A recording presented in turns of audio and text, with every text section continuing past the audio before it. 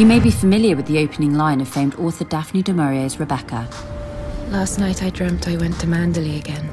The Gothic classic explores timeless themes as readers navigate the bubbling romance-turned-sinister thriller.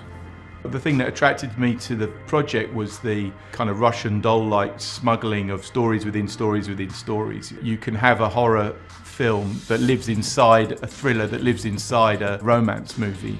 I can imagine her kind of chuckling as she's writing this thing, going, people are going to think that it's about a woman who falls in love with this guy and like their incredible life, but what it actually is going to be is something really dark and disturbing.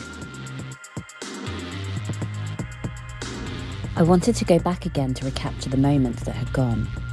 And then it came to me that if we did, it would not be the same. Imagine if you could bottle a memory like scent. Then whenever you wanted, you could open it. It'd be like living the moment all over again.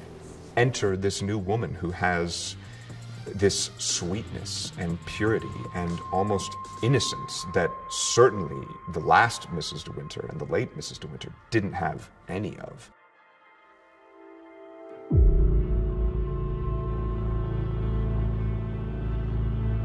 De Maurier always said that Rebecca was a study in jealousy. Mrs. Danvers runs the house and has been for the last sort of year or so while Mr. De Winter has been absent.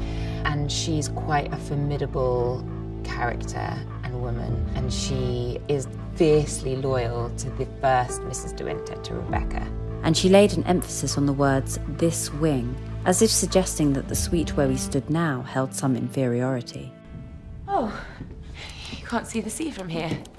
No, you can't. Oh, should Mr. De Winter ask for his old wardrobe, I'm afraid you must tell him it wouldn't fit here. The rooms on this side of the house are much smaller.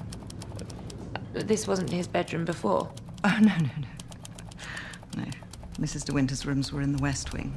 Sometimes I felt like Rebecca was as real to me as she was to Mrs. Danvers.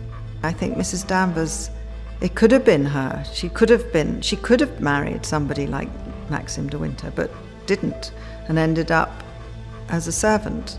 And I think that's a great, not her tragedy, but that's her rage. Glad you're here, Mrs. Danvers. I'll never remember all this. Oh, I'm sure you won't disappoint him, madam, if that's your concern.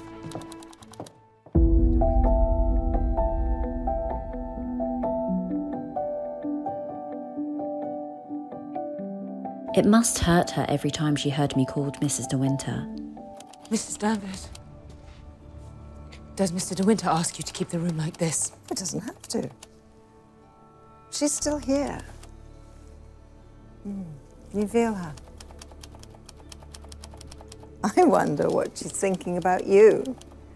Taking her husband and using her name. I just found that it was something that I felt like could be retold and brought back and would surprise the audience as much as it had surprised me, you know. And I fell for all the twists in it again. You can't go on living in that big old house with a ghost! I don't believe in ghosts.